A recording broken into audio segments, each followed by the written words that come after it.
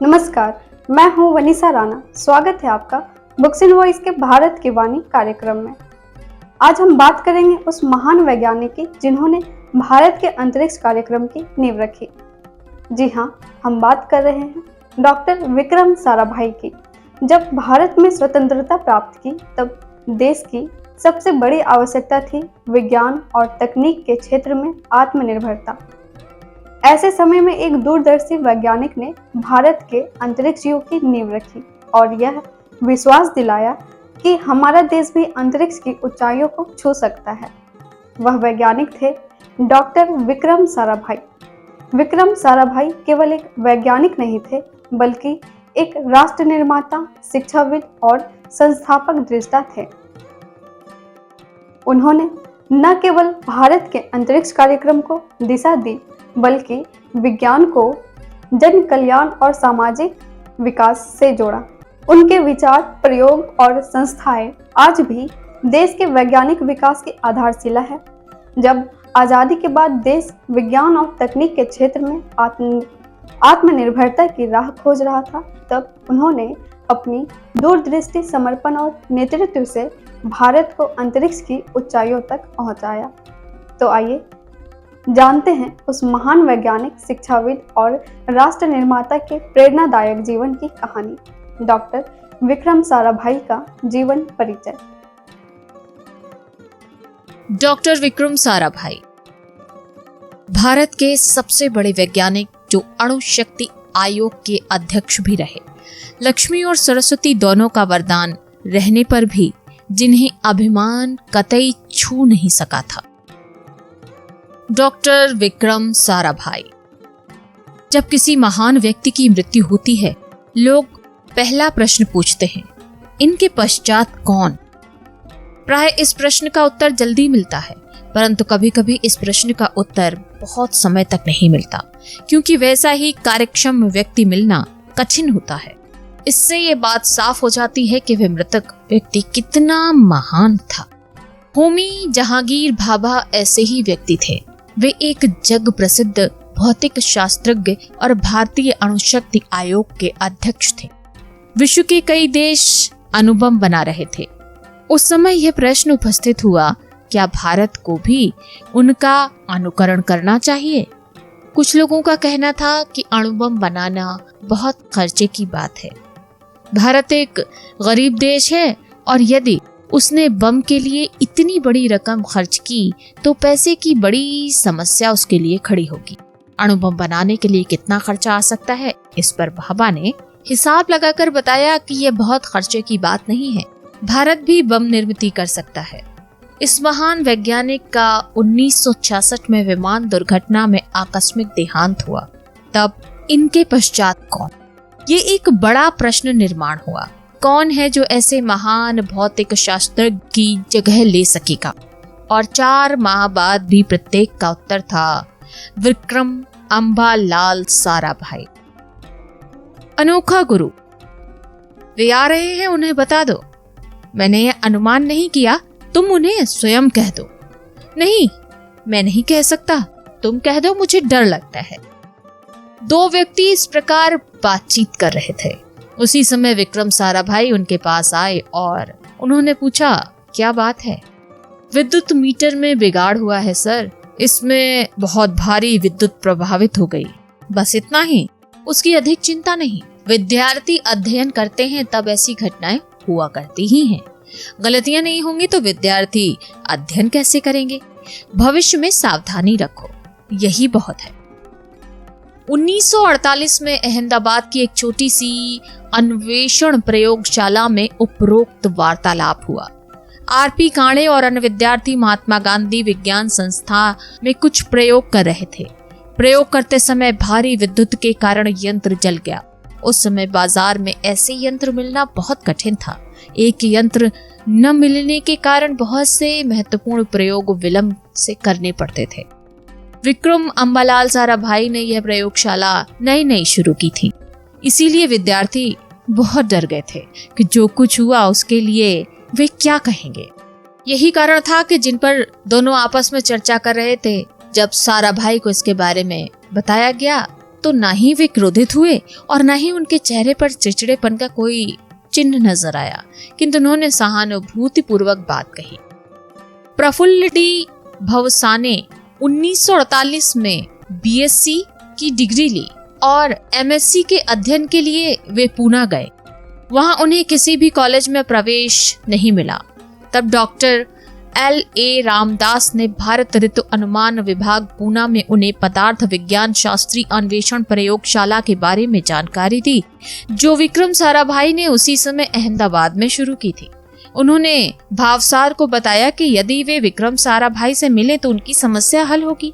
भावसार साराभाई से मिलने गए। साराभाई एक छोटे से कमरे में कांच नलिका लेकर प्रयोग में व्यस्त थे। वे खादी का सफेद पैजामा और हरे रंग का कोट पहने हुए थे। विक्रम ने भावसार का हास्य मुद्रा से स्वागत किया और अपना काम समाप्त होने तक रुकने की विनती की। उनका रहन सहन बहुत ही सादा और अहंकार रहित था। भावसार के मन में एक महान प्रायोगिक भौतिक शास्त्रज्ञ का काल्पनिक चित्र था। वह चित्र साराभाई के मूर्त रूप से दिखाई पड़ा। इसीलिए भावसार उसी क्षण साराभाई को अपना गुरु मानने के लिए तैयार हो गए। साराभाई ने उन्हें बहुत से प्रश्न किए। वे भौतिक शास्त्र का अध्ययन करना क्यों चाहते हैं, इस विषय में उनकी अभिरुचि कितनी तीव्र है आदि विस्तार पूर्वक जानने के बाद उन्होंने उन्हें प्रयोगशाला में प्रवेश दिया। ये घटनाएं इसकी साक्षी है कि विद्यार्थियों पर विक्रम साराभाई का कितना प्रभाव था। भारत के स्वतंत्र होने के बाद देश में विज्ञान के विकास के लिए जिन्होंने अपना संपूर्ण जीवन समर्पित किया, उन इने गिने वैज्ञानिकों में विक्रम अम्बालाल साराभाई एक थे। प्राथमिक शिक्षा। अहमदाबाद गुजरात की राजधानी का नगर है। वहाँ बहुत सी कपड़ा मिलें हैं। साराभाई वहाँ के प्रसिद्ध उद्योगपति और सामाजिक कार्यकर्ता समझे जाते थे। वे बहुत अमीर भी थे। ऐसे परिवार में 12 अगस्त 1919 में विक्रम का जन्म हुआ। वह गरुड़ पंचमी का दिन था और भाई बहन के लिए वह एक मंगल पर्व था। उनके पिता थे अम्बालाल और माताजी का नाम था सरला देवी। उनके 8 बच्चे थे। जब उनकी पहली लड़की मृदुला बेन 3 वर्ष की हुई, उसकी पढ़ाई कहाँ से और कैसे होगी इस बारे में सोचा गया। जो स्कूल था वह अच्छा नहीं था। उस समय पूर्व मॉन्टेसरी शिक्षा प्रणाली ने ख्याति प्राप्त की थी। साराभाई ने अपने ही घर में एक स्कूल चालू किया। जैसे बच्चे पढ़ने गए, स्कूल की आवश्यकताएं भी बढ़ने लगीं। इस स्कूल में भाषाएं, विज्ञान, बाग काम, तंत्रशास्त्र आदि के लिए शिक्षक थे। इसके अतिरिक्त प्रयोगशालाएं और कारखाने भी थे। एक समय ऐसा था कि साराभाई के 8 बच्चों के लिए 13 शिक्षक थे। उसमें से यूरोप में PhD प्राप्त 3 थे तो 3 साधारण ग्रेजुएट थे। आंध्र और बंगाल के 2 शिक्षक काल विशेषज्ञ थे। गुरुदेव रविंद्रनाथ टैगोर ने नृत्य सिखाने के लिए स्वयं एक कलाकार चुना था। यहाँ बच्चे शालांत परीक्षा तक की पढ़ाई करते थे और शालांत परीक्षा के लिए सरकारी स्कूल में चले जाते थे। विक्रम इस स्कूल का ही नहीं तो इस देश में ऐसे महान लोगों में से भी थे जो कि साराभाई परिवार से अच्छी तरह परिचित थे। उनका भी प्रभाव पड़ा। गुरुदेव रविंद्रनाथ, जे Krishnamurthy, Motilal Nehru, VS Srinivas Shastri, Jawaharlal Nehru, Sarojini Naidu, Maulana Azad, CF Andrews, CV Raman और ऐसे ही महान व्यक्ति जब कभी अहमदाबाद आते, साराभाई परिवार में उनका निवास रहता था। इन सब में श्रेष्ठ महात्मा गांधी स्वास्थ्य लाभ के लिए स्वयं साराभाई के यहाँ ठहरे थे।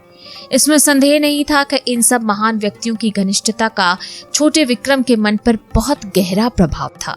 उनकी बुद्धि अधिक प्रगल्भ हुई और आध्यात्मिक विषयों में रुचि बढ़ गई।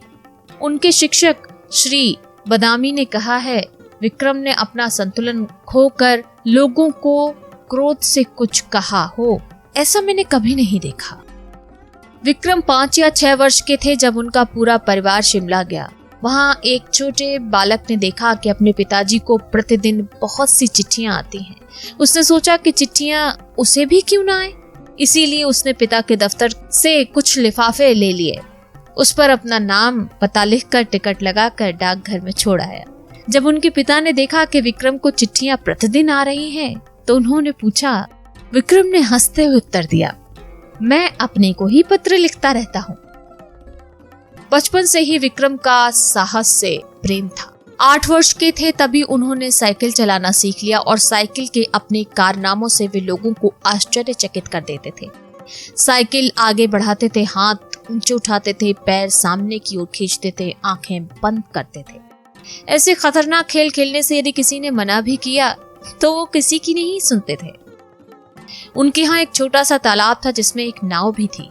विक्रम एक नौकर और 2 बच्चों के साथ वहां जाते और नौका चलाते। एक बार नौका उलट गई और सहायता के लिए चिल्लाने लगे। बागवान पास ही काम कर रहा था। चिल्लाने की आवाज सुनकर वह पानी में कूद पड़ा और सबकी जान बचाई। विक्रम दूसरों की अपेक्षा अपने अध्ययन में अधिक रुचि और उत्कंठा दिखाता था।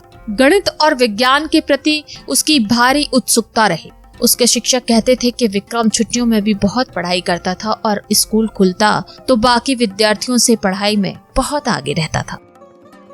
विक्रम जब 2 वर्ष का था, एक बार रविंद्रनाथ टैगोर उनके यहाँ आए थे। जब उन्होंने इस छोटे बालक को देखा तो भविष्यवाणी की थी कि यह एक प्रसिद्ध व्यक्ति बनेगा। कॉलेज का अध्ययन समाप्त होने के बाद विक्रम साराभाई कैम्ब्रिज यूनिवर्सिटी के अध्ययन के लिए इंग्लैंड चले गए। शतकों से इंग्लैंड के दोनों विश्वविद्यालय ऑक्सफोर्ड और कैम्ब्रिज बहुत प्रसिद्ध हैं। इनमें किसी से पदवी प्राप्त करना बहुत सम्मान की बात समझी जाती है। 1931 में विक्रम ने, जब वे केवल 20 साल के थे, भौतिक विज्ञान की ट्रिपोस परीक्षा पास की। सीवी रमन और एचजे भाभा के साथ 1931 में दूसरा महायुद्ध शुरू हुआ और विक्रम भारत लौटे। बचपन से ही विक्रम को भौतिक शास्त्र से बेहद लगाव था। 1940 में भारत में सबसे विख्यात वैज्ञानिक अन्वेषण केंद्र बेंगलोर के स्थित टाटा की industry institute of science, Tata institute थी। उसके भौतिक शास्त्र विभाग के प्रमुख थे जगत विख्यात वैज्ञानिक डॉक्टर सीवी रमन। विज्ञान में सबसे बड़ा जो नोबेल पुरस्कार है 1930 में डॉक्टर सीवी रमन ने उसे प्राप्त किया था। साराभाई भारत लौटकर डॉक्टर रमन के निर्देशन में शोध कार्य करने के लिए बेंगलोर पहुंचे। उस समय होमी जहांगीर भाभा भी उसी संस्थान में थे और वे मेसान एवं कॉस्मिक किरणों पर अन्वेषण करने में व्यस्त थे। कॉस्मिक यानी कि ब्रह्मांड किरणों का अध्ययन। मेसान एवं कॉस्मिक किरण क्या है? हम पृथ्वी पर पाए जाने वाले किसी तत्व के छोटे छोटे टुकड़े को परमाणु कहते हैं। परमाणु में 3 भौतिक कण रहते हैं। ऋण विद्युत धारक कण इलेक्ट्रॉन, धन विद्युत धारक कण प्रोटॉन और विद्युत रहित कण न्यूट्रॉन। यदि इलेक्ट्रॉन का भार 1 हो तो न्यूट्रॉन और प्रोटॉन का भार 1836 होगा। इन 3 कणों के अलावा भी और कणों का आविष्कार हुआ है। इन कणों को मेसान कहते हैं।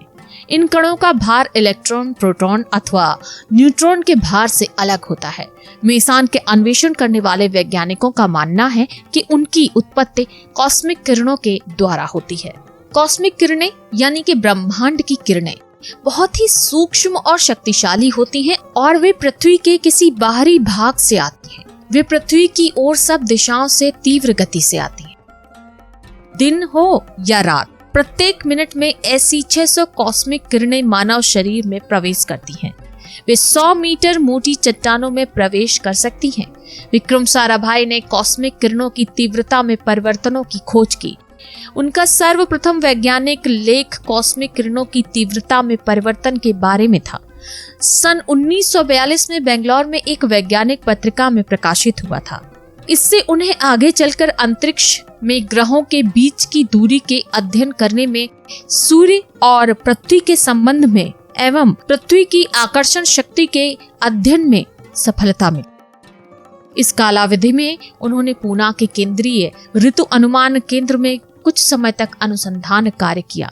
यहाँ उन्हें कॉस्मिक किरण अन्वेषण संस्थान स्थापना करने की प्रेरणा मिली। 1943 में वे कश्मीर स्थित हिमालय की चोटियों पर कॉस्मिक किरणों का अध्ययन करने के लिए गए। वहां उनके मन में एक प्रतिभाशाली कल्पना जागृत हुई। वह कल्पना थी पृथ्वी के पृष्ठभाग की इतनी ऊंचाई पर अन्वेषण केंद्र की स्थापना करना। सन 1945 में दूसरा महायुद्ध समाप्त हुआ और साराभाई पुनः कॉस्मिक किरणों का अध्ययन चालू रखने के लिए कैम्ब्रिज गए। वहां उन्होंने 1947 में पीएचडी की डिग्री प्राप्त की। पीएचडी की डिग्री विद्यार्थियों को केवल परीक्षा उत्तीर्ण करने से नहीं मिलती, मार्गदर्शन करने के लिए उसे एक प्राध्यापक चुनना पड़ता है। फिर शोध और गहरे अध्ययन के विषय में प्राध्यापक सुझाव देते हैं। विद्यार्थी को प्राध्यापक के मार्गदर्शन में उस विषय का अध्ययन करना पड़ता है। अनुभव द्वारा प्राप्त हुए ज्ञान की व्यवस्थित रचना करनी पड़ती है, अपने निष्कर्ष निकालने पड़ते हैं और यह सब बड़े वैज्ञानिक प्रबंध के रूप में इकट्ठा करना पड़ता है, जिसे थीसिस या आर्टिकल्स कहते हैं। ये थीसिस उस विषय के 4 विशेषज्ञों को भेजी जाती हैं और थीसिस को मान्यता प्राप्त होने पर विद्यार्थी पीएचडी के लिए पात्र समझा जाता है। अतः पीएचडी की डिग्री प्राप्त करना आसान काम नहीं है। यद्यपि साराभाई 1945 में कैम्ब्रिज गए, लेकिन उन्होंने पीएचडी की डिग्री का अध्ययन 1942 से ही शुरू कर दिया था। उनका परिवार हम गर्मी में कश्मीर जाया करते थे और विक्रम वहां कॉस्मिक किरण अन्वेषण कार्य जारी रखते थे। अल्तापुरी झील के किनारे समुद्री सतह से तकरीबन 13,000 फीट ऊंचाई पर स्थित आफरवाट नामक स्थान पर साराभाई ने अपना अन्वेषण कार्य जारी रखा। वहां उपयोग में लाए गए साधनों के छायाचित्र उन्होंने पीएचडी की थीसिस में सम्मिलित किए थे। कैम्ब्रिज से वापस आने के बाद तुरंत ही उन्होंने अहमदाबाद में भौतिक शास्त्रीय अन्वेषण प्रयोगशाला स्थित की, जिसका पहले ही उल्लेख आ चुका है। और 1948 में एक वैज्ञानिक डॉक्टर के.आर. रामनाथनम उनके प्रथम निर्देशक के रूप में नियुक्त किए गए। प्रारंभ में संस्था में बहुत कम विद्यार्थी थे और प्रयोगशाला सहायकों की संख्या कम ही थी, परंतु शीघ्र ही इसी काम को समर्पित हुए वैज्ञानिक और शोध करने वालों की संख्या बढ़ती चली गई। अपने बाकी कर्तव्यों के अलावा साराभाई का इस संस्थान से बहुत घनिष्ठ संबंध रहा और वह उनके अंतिम क्षणों तक रहा। पहले वे कॉस्मिक किरण शोध के प्राध्यापक थे। 1965 से वे निर्देशक बने। इस संस्थान ने कश्मीर में गुलगर्म में स्थापित किए हुए कॉस्मिक किरण खोज केंद्र की जिम्मेदारी ले ली। इस संस्था के कार्य ने भारत सरकार के अणुशक्ति विभाग का अध्ययन अपनी ओर आकर्षित किया और उससे प्रशंसा प्राप्त की। इस विभाग ने इतनी ऊंचाई पर पूर्णतः सज्ज अन्वेषण केंद्र स्थापित किए। विश्व में यही एक अन्वेषण केंद्र है जो इतनी ऊंचाई पर है। आखिर साराभाई का जो दीर्घकालीन स्वप्न था वह साकार हुआ। बाद में तमिलनाडु में कोडाइकनाल और केरल में त्रिवेंद्रम में भी वैसे ही केंद्र स्थापित किए गए। हिंदू धर्म के पुनर्जीवनार्थ 1200 वर्ष पहले आदि शंकराचार्य ने श्रृंगेरी, पुरी, द्वारका और बद्रीनाथ इन 4 धामों में 4 धर्म पीठों की स्थापना की थी और अपने पदचिन्ह छोड़े। विक्रम साराभाई ने भी कश्मीर के कन्याकुमारी तक बहुत सी जगह वैज्ञानिक शोध केंद्र स्थापित किए और वे अपने पदचिन्ह छोड़ गए। भाभा के उत्तराधिकारी। अणुशक्ति आयोग के अध्यक्ष डॉक्टर भाभा का 1966 में देहांत हुआ। वे बहुत ही कार्यक्षम व्यक्ति थे। बहुतों का कहना था कि उनकी जगह लेने लायक भारत में कोई भी व्यक्ति नहीं है। ऐसे नैराश्यपूर्ण वातावरण में विक्रम साराभाई मिले, जिन्होंने भाभा का अणुशक्ति आयोग का काम जारी रखा। उन्होंने उतनी ही क्षमता से कार्य करके अपनी पात्रता दिखा दी और अध्यक्ष के नाते इस आयोग का कार्य अत्यंत सफलतापूर्वक जारी रखा। 29 दिसंबर 1971 में साराभाई ने त्रिवेंद्रम में रॉकेट छोड़ने का थुम्बा केंद्र पर मार्गदर्शन किया। वहां वे एक होटल में ठहरे थे। हमेशा की तरह उन्होंने सबसे बातचीत की और सोने चले गए, परंतु फिर वे कभी नहीं उठे। जन्म से ही जिनको लक्ष्मी का आशीर्वाद प्राप्त था और जिन्होंने विद्या की देवी सरस्वती की आराधना की थी, उनका देहांत भी अपने शोध कार्य की व्यवस्था में हुआ। उस समय उनकी आयु 42 वर्ष की थी। विक्रम साराभाई का विवाह 1942 में एक प्रसिद्ध नर्तकी मृणालिनी स्वामीनाथन के साथ हुआ था। उनके एक पुत्र कार्तिकेय और एक कन्या है मल्लिका। वैज्ञानिक उपलब्धियां। विज्ञान के प्रति रुचि रखकर स्वयं को उसके लिए समर्पित करने वाले बहुत कम रहते हैं। अपने देश के विकास के लिए विज्ञान का बहुत महत्व है। संपूर्ण राष्ट्र को उसमें रुचि लेनी चाहिए, विज्ञान के लिए सहायता करनी चाहिए। पुरातन काल में कुछ लोगों को विज्ञान से इतना अधिक लगाव था कि उन्हें भूख प्यास तक नहीं सताती थी। अपने परिवार और संपूर्ण विश्व तक को वे भूल जाते थे। अपने आप को वैज्ञानिक अन्वेषण कार्य में पूर्णतः समर्पित कर देते थे। आर्किमिडीज, न्यूटन, फैराडे ऐसे समर्पण के उदाहरण हैं। करीब 100 साल पहले राष्ट्र ने विज्ञान और वैज्ञानिक का महत्व महसूस किया और उन्हें प्रोत्साहित करना शुरू किया। अणु विज्ञान के विकास के बाद एक व्यक्ति के लिए बिना किसी सहायता के खोज कार्य जारी रखना एक बेहद कठिन काम था। अतः वैज्ञानिकों के समूहों ने इस भार को ग्रहण किया। अणु खोज कार्य भी बहुत सी वैज्ञानिक संस्थाएं करने लगी, क्योंकि किसी एक संस्था को सब प्रकार की सुविधाएं मिलना असंभव था। इसीलिए वैज्ञानिक अन्वेषण एक व्यक्ति की रुचि का विषय न रहकर संपूर्ण राष्ट्र के लिए महत्वपूर्ण विषय बन गया। सच तो यह है कि विज्ञान ने राष्ट्रीय मर्यादाओं को लांघकर अंतर्राष्ट्रीय दर्जा प्राप्त कर लिया है। अर्थात बहुत से देशों के वैज्ञानिक अपना कार्य, ज्ञान और निष्कर्ष इन बातों में एक दूसरे का सहयोग देते हैं। सन 1957 में शुरू हुए अंतरिक्ष खोज कार्य को इस अंतर्राष्ट्रीय सहयोग का श्रेय प्राप्त है। कोई भी एक देश जो ऐसे खोज कार्य में व्यस्त हो, बिना दूसरे देशों की सहायता से उन्नति नहीं कर सकता। अमेरिका भले ही कृत्रिम उपग्रह पृथ्वी के चारों ओर छोड़े, परंतु उसकी गतिविधि का अध्ययन पृथ्वी के भिन्न भिन्न कोने में करना पड़ता है। तभी प्रयोग के द्वारा आवश्यक ज्ञान इकट्ठा हो सकता है। इसीलिए दूसरे देशों में निरीक्षण केंद्र स्थापित किए जाते हैं। यदि वह एक संदेश भेजने वाला और लेने वाला उपग्रह है और रेडियो संदेश, दूरध्वनि चित्र एक देश से हजारों मील दूर दूसरे देशों में भेजता है, तो इस प्रकार के संदेश आवागमन दूसरे देशों की सहायता के बिना संभव ही नहीं है। अंतरिक्ष खोज में व्यस्त अग्रणी वैज्ञानिकों में विक्रम साराभाई एक थे। कॉस्मिक किरण के अध्ययन काल में उन्होंने ये खोज की कि कॉस्मिक किरणों की तीव्रता दिन में 2 बार बदलती है। इस शोध से अंतर्ग्रह, अंतरिक्ष और विद्युत चुंबकीय गुणधर्म को समझने में सहायता मिली। अगर लोहे के एक टुकड़े के चारों तरफ एक छोटी सी तार बांध दी जाए और उसमें विद्युत प्रवाह छोड़ दिया जाए तो वह लौह चुंबक बन जाता है। लौह चुंबक यदि लोहे के तार पर घुमा दिया जाए तो तार में विद्युत प्रवाह निर्माण होता है। विद्युत से यह जो लौह चुंबक तत्व और लौह चुंबकत्व से विद्युत निर्माण होता है उसे चुंबकीय गुण कहते हैं। जैसा कि पहले बताया जा चुका है, अंतरिक्ष खोज कार्य सन 1847 में शुरू हुआ था। इसकी सहायता से उन्होंने यह जानना चाहा कि उनके कॉस्मिक किरण प्रयोग बराबर हैं या नहीं। बोल्हेविया में चकाल ट्यापर अमेरिका और जापान ने मिलकर बहुत ऊंचा अन्वेषण केंद्र स्थापित किया है।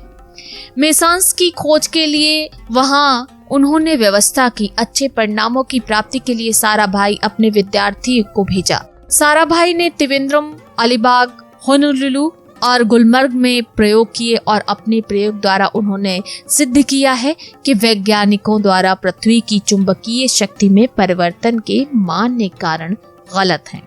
परिवर्तन के कुछ दूसरे ही कारण थे। पृथ्वी एक चुंबक के समान आचरण करती है। पृथ्वी के चुंबकीय शक्ति को पृथ्वी चुंबकत्व कहते हैं। व्यक्तिमत्व। साराभाई बहुत ही बुद्धिमान थे। उनकी प्रसिद्धि बहुत देशों में फैली थी। उनके कॉस्मिक किरण तथा अणुशक्ति के कार्य से वे हमेशा के लिए याद रहेंगे। इसके अतिरिक्त और एक महत्वपूर्ण कारण है जो यह महान व्यक्ति का स्मरण कराता रहेगा। उन्होंने अपने देश को वैज्ञानिक विश्व में सम्मानित स्थान प्राप्त कराने के लिए प्रयत्न किए। मानव जीवन उन्नत कैसे बनेगा और विज्ञान द्वारा ध्येय प्राप्ति किस प्रकार हो सकती है, यही विचार वे सदा करते थे। विक्रम साराभाई बहुत ही नम्र और सरल थे। वे हमेशा विनम्रता से बात करते थे। वे बहुत बड़े वैज्ञानिक थे, कार्यक्षम प्रशासक थे और दूसरों से मैत्रीपूर्ण तथा सहानुभूतिपूर्ण व्यवहार करते थे। उनका कार्य महत्वपूर्ण होने से उनकी जिम्मेदारी भी उतनी ही अधिक रहती थी। आराम के लिए उनके पास समय नहीं था, परंतु फिर भी अंत तक वे सौंदर्य के प्रशंसक रहे। वे ऐसे वैज्ञानिक नहीं थे कि पर्वत की चोटी पर समाज से दूर अकेले बैठे हैं। परिवार के औद्योगिक कारणों की देखभाल भी उन्होंने 20 वर्ष तक की। उनके सौभाग्य से उन्हें असामान्य ज्ञान, महान औद्योगिक अनुभव और अपार संपत्ति मिली। साधारणतः ऐसी स्थिति में नम्रता और मैत्रीपूर्ण व्यवहार नहीं रहता, परंतु साराभाई के हाथ की रेखाओं में ज्ञान, शक्ति तथा संपत्ति, इन सब के लिए श्रेष्ठ स्थान होने के बाद भी वे कितने व्यस्त हैं। लोग अपनी कठिनाइयों और दुर्भाग्य की लंबी कहानियां सुनाकर उनका समय व्यर्थ नष्ट करते थे, पर साराभाई सब कुछ धैर्यता से सुनकर उन्हें आश्वासन दिलाते थे। यदि किसी ने पूछा, क्या आपका बहुमूल्य समय नष्ट नहीं हो रहा, तो वे कहते थे, अपने इस विशाल देश में लोग कहां कहां से आ जाते हैं और प्रत्येक व्यक्ति इतना भाग्यशाली नहीं है कि वह ज्ञान उसे मिला हो जो हमें मिला है। इसीलिए हमें उनके मन की हर बात सुन लेनी चाहिए, समझ लेनी चाहिए। साराभाई का सहवास भी आनंद प्रदान करता था। उनका केवल हास्य भी सहयोगियों को प्रोत्साहित करता था। कोई व्यक्ति यदि ढेर सारे प्रश्न लेकर उनके पास पहुंचता तो साराभाई के प्रफुल्लित नेत्र और हास्य देखते ही वह महसूस करता था कि सारे प्रश्न अब वह स्वयं ही हल कर सकेगा। वे अपने लोगों में वैसा आत्मविश्वास निर्माण करते थे। कोई कठिनाई में हो या कष्ट में हो तो वे ऐसे लोगों की सहायता के लिए हमेशा तैयार रहते थे। एक दिन एक कुली भारी बक्सा लिए और हाथ गड्ढी संस्था में ले जा रहा था। उसे चलाना उसे बहुत कठिन हो रहा था। साराभाई ने जब ये देखा तो वे दौड़े और कुली को गाड़ी चलाने में सहायता की। संस्था के प्रारंभिक काल में भारी भारी यंत्र सामग्री के हटाने में उन्होंने किसी की सहायता नहीं मांगी। यह सब उन्होंने स्वयं किया। वे सभी की ओर समान भाव से देखते थे। कोई नौकर भी उनके पास आसानी से पहुंच सकता था। वे उसे बैठने के लिए कहते और बिना झिझक दिल खोलकर बातें करने का अवसर देते थे। व्यक्ति किसी भी वर्ग का क्यों न हो, उससे सम्मान पूर्वक व्यवहार करना चाहिए, इस पर उनका पूरा विश्वास था। कोई गरीब, अज्ञानी या अशिक्षित है इसके लिए उसकी उपेक्षा हो, यह उनके स्वभाव के विरुद्ध था। व्यक्ति को वेतन से नहीं नापना है तो उसका कार्य और जिम्मेदारी उसका दर्जा निश्चित करती है, इस पर उनका पूरा विश्वास था। वे यही चाहते थे कि व्यक्ति जिसका एक भाग है ऐसे संगठन की सच्चाई के लिए प्रत्येक व्यक्ति को परिश्रम करना चाहिए। उनकी वेशभूषा हमेशा बहुत ही सादी रहती थी। शुरू में उन्हें रंगीन कपड़ों का शौक था। एक दिन हरा, दूसरे दिन गाढ़ा नीला, तीसरे दिन लाल, ऐसे उनके कपड़ों के रंग बदलते रहते थे। बाद में पायजामा, सादा कुर्ता और खड़ाऊ पहनने लगे। विद्यार्थियों के साथ अहमदाबाद के भौतिक शास्त्रीय अन्वेषण प्रयोगशाला के उद्देश्यों में से एक उद्देश्य यह था कि युवा वैज्ञानिकों को प्रशिक्षित किया जाए। साराभाई को बहुत से काम करने पड़ते थे और वे बहुत व्यस्त रहते थे, परंतु उन्होंने अपने शिक्षक कार्य की कभी उपेक्षा नहीं की।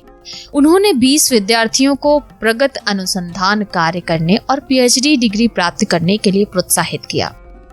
मध्य रात्रि तक साराभाई अपनी प्रयोगशाला में व्यस्त हैं। एक परिचित दृश्य था। इस समय भी वे अपने विद्यार्थियों के शोध कार्य के बारे में ही सोचते रहते थे। विमान से कहीं जाना रहा हो तो उसकी परीक्षा में, हवाई अड्डे के कोने में वे विद्यार्थियों के साथ प्रश्नों पर चर्चा करते दिखाई देते थे। साराभाई का बड़ौदा में दवाई बनाने का बहुत बड़ा कारखाना है। प्रत्येक शुक्रवार को वे निरीक्षण करने के लिए तथा कुछ सूचनाएं देने के लिए बड़ौदा जाते थे। तब अहमदाबाद से बड़ौदा तक रेल के सफर का समय भी नष्ट करने की उनकी इच्छा नहीं होती थी। एक दो विद्यार्थी अपने साथ लेकर उनके प्रश्नों पर वे चर्चा करते रहते थे। वे विदेश बहुत बार गए। विदेशों में अपनी व्यस्तता के बावजूद भारतीय विद्यार्थियों के लिए वे समय जरूर रखते थे, उनको जरूर वक्त देते थे। उस समय वे उनसे चर्चा करते थे, उनके प्रश्न हल करते थे और भारत लौटकर यहाँ अन्वेषण करने के लिए उनको उत्साहित भी करते थे। परंतु साराभाई विद्यार्थियों को उच्च शिक्षा के लिए विदेश जाने के लिए भी प्रेरित करते थे ताकि तंत्र शास्त्र तथा विज्ञान की नवीनतम जानकारी वे प्राप्त करें और उच्चतर अध्ययन करने के पश्चात भारत आकर मातृभूमि की सेवा करें, यह उनका ध्येय था। उन्हें इस बात का पूरा विश्वास था कि यदि भारत में युवा वैज्ञानिकों के लिए उनकी रुचि के शोध कार्य में अनुकूल वातावरण निर्माण किया जाए, उन्हें प्रोत्साहित किया जाए, तो खोज कार्य के लिए वे भारत सहज वापस लौटेंगे। इतना उन्हें अपने युवा वैज्ञानिकों पर विश्वास था। साराभाई की आशाएं। अणुशक्ति का अध्ययन अपने प्राथमिक अवस्था में था। उसी समय से डॉक्टर भाभा एक स्वप्न था। उनका वह स्वप्न था कि भारत विदेशी विशेषज्ञों पर निर्भर नहीं रहे। प्रत्येक क्षेत्र में वे भारतीय विशेषज्ञ चाहते थे। इस उद्देश्य की पूर्ति के लिए उन्होंने कई जगह खोज संस्थाएं और संघ स्थापित किए। विक्रम साराभाई का भी एक स्वप्न था और वह था खेती तथा उद्योग के लिए उपग्रहों के संदेश लाने ले जाने के लिए, राष्ट्रीय एकात्मता और साक्षरता बढ़ाने के लिए, मौसम की भविष्यवाणी के लिए तथा खनिज संपत्ति की खोज के लिए विविध क्षेत्रों में अणुशक्ति का उपयोग करना। यह स्वप्न साकार करने के लिए उन्होंने जीवन के अंत तक कार्य किया। अपने ज्ञान, अपनी यंत्र सामग्री और अपने वैज्ञानिकों की सहायता से स्वतंत्र रूप से अणुशक्ति उत्पन्न करना संभव है। इसके लिए अपनी हैवी वाटर फैक्ट्री तथा आणविक ईंधन निर्माण करने वाले कारखाना रहें, यह आवश्यक है। यह उनकी दृढ़ इच्छा थी और उसकी पूर्ति के लिए उन्होंने अपना पहला कदम भी उठाया था, लेकिन उसकी पूर्णता देखने के लिए वे जीवित नहीं रहे। देश का विकास और उत्कर्ष लोगों के वैज्ञानिक और तांत्रिक साधनों के विकास कार्यों की उपयोगिता की कुशलता पर निर्भर करता है। मूलतः विज्ञान, तंत्रशास्त्रीय ज्ञान और औद्योगिक अनुभव, इस सबका नियोजनात्मक उपयोग शीघ्र आर्थिक विकास कर सकता है। अपनी राष्ट्रीय संपत्ति तथा उत्पादन केंद्र सुरक्षित रखने के पूर्व हमें विपुल संपत्ति इकट्ठी करनी चाहिए। युवा स्त्री पुरुषों को अच्छी दीक्षा देनी चाहिए और बड़े वैज्ञानिक निर्माण कार्य करने चाहिए। अपनी देश की भी अलग आवश्यकताएं क्या हैं, इसका पता लगाकर उनकी निर्मित करनी चाहिए। यह कार्य शीघ्र होना चाहिए। विश्व के कोने कोने से हमें नए और आधुनिक अन्वेषण के तंत्र बढ़ाने के लिए वैज्ञानिकों को उत्साहित करना चाहिए। देश के विकास के बारे में साराभाई के कुछ ऐसे विचार थे। महानता की मान्यता मिली। साधारणतः अखिल भारतीय सूती वस्त्र संशोधन संगठन का अध्यक्ष कोई मिल मालिक नहीं होता। साराभाई मिल मालिक परिवार में से थे, पर सन 1955 में संगठन के सदस्यों ने साराभाई को अध्यक्ष बनने की विनती की थी। सन 1956 में उत्पादकीय कांग्रेस जापान में हुई। भारत सरकार उन्हें भारतीय प्रतिनिधि मंडल का नेता चुन लिया। तब वे केवल 37 साल के थे और कांग्रेस में उपस्थित रहने वाले पहले भारतीय थे। भारतीय विज्ञान कांग्रेस यही एक संस्था है जो विज्ञान विकास की समीक्षा करती है। 1962 की परिषद में साराभाई भौतिक शास्त्र विभाग के अध्यक्ष थे। केवल 40 वर्ष की उम्र में जीवन में महान सफलता बहुत थोड़े लोगों को प्राप्त होती है। साराभाई को सन 1962 में भारत सरकार ने भौतिक शास्त्र में शांति स्वरूप भटनागर पदक प्रदान किया और 1966 में उन्हें पद्म भूषण उपाधि मिली। इसी वर्ष वे अणुशक्ति आयोग के अध्यक्ष भी नियुक्त किए गए। जब वे अध्यक्ष बने तब उन्होंने अणुशक्ति विकास का तथा अंतरिक्ष अन्वेषण की 1970 और 80 की एक भव्य योजना तैयार की थी। 1968 में संयुक्त राष्ट्र संघ ने अन्वेषण में एक ब्रह्म अंतरिक्ष के शांतिपूर्ण उपयोग के लिए एक परिषद आयोजित की थी। साराभाई जिसके अध्यक्ष थे, उनकी मृत्यु के उपरांत 1872 में भारत सरकार ने उन्हें पद्म विभूषण उपाधि से नवाजा। संगठन के निर्माता साराभाई वैज्ञानिक शोध कार्य में लीन रहा करते थे। वे चाहते थे कि विज्ञान और तंत्रशास्त्र दोनों एक साथ बढ़ते रहें और बुद्धिमान लोगों को इन दोनों की शिक्षा दी जाए। भारत में उनके लिए वैसा उपयुक्त वातावरण होना चाहिए। इसी ध्येय पूर्ति के लिए उन्होंने बहुत जगह संगठन स्थापित किए। अहमदाबाद में उनकी स्वयं की भौतिक शास्त्रीय अन्वेषण प्रयोगशाला थी, जिसमें 1963 में उन्होंने विज्ञान शिक्षा विकास का समूह स्थापित किया था। सन 1947 में जब वे केवल 28 वर्ष के थे, अहमदाबाद की सूती वस्त्र उद्योग संबंधी खोज कार्य के संगठन में थे। उन्हें सूती वस्त्र उद्योग का, उस तंत्रशास्त्र का कुछ भी अनुभव नहीं था। फिर भी उन्होंने पूरे विश्वास से संस्था बनाई। सन 1963 में उन्होंने सामाजिक और शैक्षणिक समस्याओं के अध्ययन तथा विकास के लिए नेहरू संस्था स्थापित की। उसी के तत्वाधान में 1966 में उन्होंने कम्युनिटी साइंस सेंटर स्थापित किया, जिसका उद्देश्य था वैज्ञानिक ज्ञान का प्रसार करना, विज्ञान में लोगों की रुचि का निर्माण करना और सामान्य जनता, शिक्षक और विद्यार्थियों को प्रयोग के लिए प्रोत्साहित करना। कारखानों के लिए कार्यक्षम व्यवस्थापक तैयार करने के लिए साराभाई ने अहमदाबाद में भारतीय व्यवस्थापन संस्था शुरू की। उनके द्वारा स्थापित की गई संस्था में थुम्बा त्रिवेंद्रम के निकट है ये, अहमदाबाद, श्रीहरिकोटा जो कि मद्रास के उत्तर में है, और आरवी जो बंबई के पास है। भारतीय अंतरिक्ष संशोधन कार्य केंद्र सबसे महत्वपूर्ण रहे। थुम्बा और श्रीहरिकोटा में रॉकेट छोड़ने का केंद्र भी उन्होंने स्थापित किया। पगवाह इंट्रीइंग कमेटी का एक संगठन है। विश्व में शांति स्थापित करना, निशस्त्रीकरण को प्रोत्साहित करना, विशेष रूप से भीषण शस्त्रों का निशस्त्रीकरण करना उसका उद्देश्य है। साराभाई ने इस समिति की भारतीय शाखा की स्थापना की। इसी काम के बीच वे कुछ समय दवाइयां बनाने के उद्योग के लिए भी देते थे। औषधियों के उत्पादन में एक ऊंचा दर्जा रहना चाहिए, यह उनका आग्रह था। बुद्धि का सार। विक्रम साराभाई 2 वाक्यों को नित्य दोहराते थे। वे बुद्धिमत्ता का सार हैं।